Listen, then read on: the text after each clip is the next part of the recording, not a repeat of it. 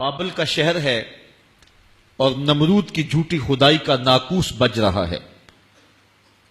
نمرود نے اپنی شکل کے بتوں کو شہر کے دروازوں پر نصب کیا ہوا ہے، اور جو بھی بابل شہر میں داخل ہوتا ہے پہلے اس کے بت کو سجدہ کرنا لازم ہوتا ہے، اور اگر کوئی شخص بت کو سجدہ کیے بغیر دروازہ عبور کرتا ہے تو اس نے ایسا سسٹم لگایا تھا کہ گھنٹیاں بجنے لگ جاتی ہیں اور اس کو پکڑ کے بتوں کے چرنوں میں رکھا جاتا ہے۔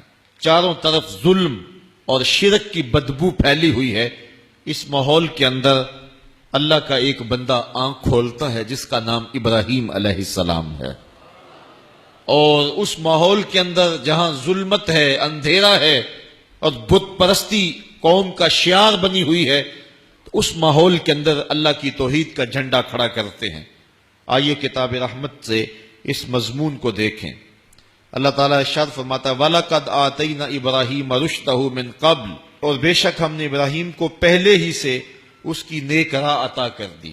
جو پیغمبر ہوتا ہے وہ ماں کے پیٹ میں بھی پیغمبر ہوتا ہے، وہ بچپن میں بھی پیغمبر ہوتا ہے۔ اعلان جب بھی کرے یہ اللہ کی حکمت ہے، لیکن پیغمبر یہ نہیں ہوتا۔ دنیا کے اوپر ایک ولی تو ہو سکتا ہے کہ پہلے ڈاکو ہو پھر بعد میں توبہ کرے اور ولایت کے درجے پہ گامزن ہو جائے۔ یہ بھی ممکن ہے کہ ایک بندہ جیل میں حفظ کر لے اور بعد میں وہ شہر کا امام بن جائے۔ یہ بھی ہو سکتا ہے کہ ایک بندہ برائی کے راستے سے نکلے پھر نیکوں کا امام بن جائے۔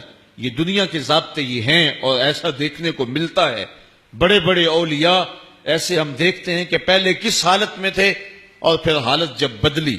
حضرت بشر حافی کی کہانی سن لیجئے کہ حضرت بشر حافی علیہ رحمہ جو ہے وہ شراب کے نشے میں دھت ہیں اور جا رہے ہیں، راستے کے اندر کاغذ کا ایک ٹکڑا پڑا ہے اور اس کے اوپر لفظ اللہ لکھا ہوا ہے۔ شراب کا نشہ تھا لیکن نشے میں بھی کچھ ہوش تھی۔ وہ کاغذ کا ٹکڑا اٹھایا، اس کو چوما آنکھوں سے لگایا اور کسی اونچی جگہ پہ رکھ دیا۔ اللہ اکبر! اس دور کے کسی اللہ کے ولی کو رب کا سندیشہ پہنچا، جا بشر حافی کو مبارک دے دے۔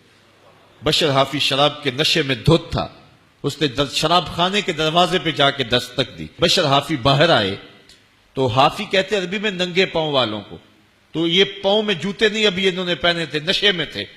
انہوں نے کہا رب تجھے سلام دیتا ہے اور اس کے نا کی تو تعظیم کی ہے، اللہ نے اپنے مقربوں میں تیرا نام لکھ لیا ہے۔ تو پھر بشر حافی نے ساری زندگی جوتے نہیں پہنے کہ جب اللہ نے میرے اوپر کرم کیا تو میں برہنہ پا تھا، اور ساری زندگی وہ برہنہ پا ہی رہے۔ اور پھر اللہ نے وہ عزت دی بشر حافی کو کہ جس راستے سے گزرنا ہوتا تھا بشر حافی نے، جانور اس راستے کے اندر گوبر بھی نہیں کیا کرتے تھے۔ تو حضرت بشر حافی پھر وہ مرتبہ پا گئے۔ امام احمد بن حنبل جیسا شخص جو ہے وہ حدیث رسول پڑھانے والا اور فقہ کا اجالا بانٹنے والا، جب وقت ملتا تو جنگلوں میں حضرت بشر حافی کے پیچھے دوڑتے اور ان سے خیرات طلب کرتے۔ کسی نے کہا احمد بن حنبل بات سمجھ سے باہر ہے، اتنے بڑے عالم ہو کہ ایک فقیر کے پیچھے دوڑتے ہو؟ تو حضرت امام احمد بن حنبل نے فرمایا لوگو، احمد بن حنبل جس رب کو مانتا ہے بشر حافی اس رب کو جانتا بھی ہے، اس لیے میں اس کے پیچھے پیچھے دوڑتا ہوں۔ تو کہاں سے کہاں پہنچے۔ ایک بزرگ تھے بغداد میں، وہ کہتے ہیں میں گزر رہا تھا تو راستے میں ایک شرابی تھا جو گندی نالی پہ گرا ہوا تھا اور گندے پانی سے اس کا منہ جو ہے وہ غلیظ ہو رہا تھا۔ انسانی محبت کے ناطے مجھے ترس آیا، میں نے اس کو اٹھایا اور اس کا منہ دھویا اور گھر کا راستہ دکھایا۔ مشہور شرابی تھا۔ تہجد کے وقت جب میں مسجد میں گیا تو کیا منظر نامہ ہے کہ وہ شرابی جس کو دوپہر کے وقت میں نے اٹھا کے اس کا منہ دھویا تھا، وہ میرے سے پہلے مسجد میں آ کے مصلی پہ کھڑا ہے۔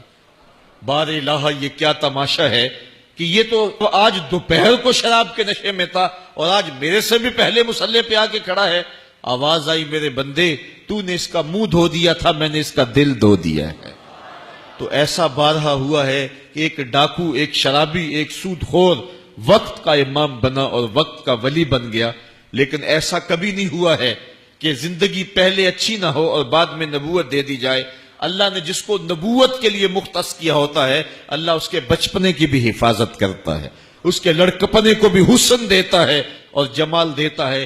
وہ بند کمروں کے اندر بھی جو ہے وہ قدموں میں بچھتے ہوئے حسن کے حملوں سے محفوظ رہتا ہے۔